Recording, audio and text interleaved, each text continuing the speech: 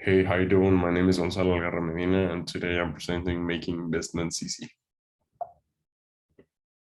Is investing hard? After Energy Titan and Enron's bankruptcy case, rules and regulations became way tighter, making investment not only not trustworthy, but harder for general public.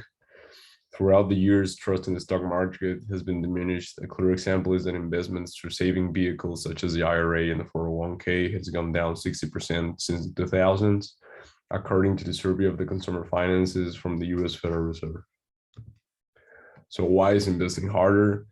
There's two types of investments that are active investment and passive investing. In 2008, there were 4.6 trillion held in active managed funds and only 1.1 billion in passive funds.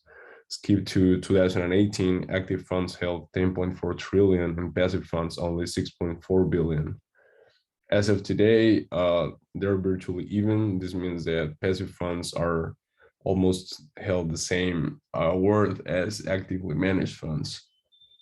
So this big dances over the years, investment has proven to be an activity for the people that can withstand the long race and not for the regular stakeholders that need the money in the short term. This happens because through time, regulations and laws around investing in company stock are tighter and way more carefully supervised in order to stop industry titans to deceive the general public and hide the real numbers with the intent of becoming richer. But these actions are only excluding the bottom line of the stakeholders that are the general public that kind of need, or there are the people that really need to invest and really need to make their money work for them.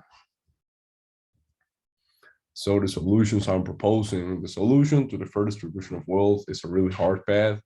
I think this is a really deep rooted problem in our society because it's a problem that's existed like forever. There's a really few amount of people that really get a lot of the wealth, and there's a lot of people that don't get wealth. Big companies deceive the public, so the government has to take drastic measures, and those drastic measures end up affecting the general public. I believe that the solution is within the general public and the majority of the population, which contains the people that don't really have access to these types of assets. There's a very few amount of people that get to dictate what happens with what we can do with our assets. The main actions we can take to fight these deep-rooted corruption problems to be smart about our money.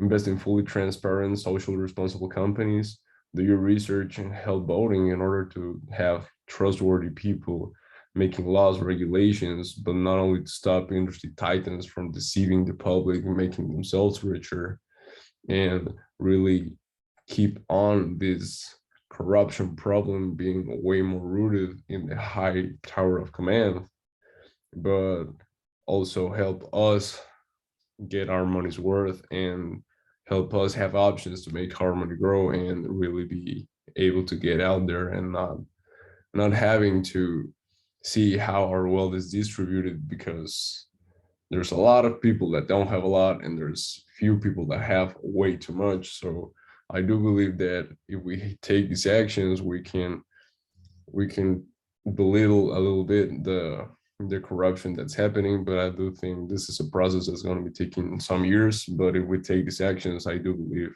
we can start taking it down.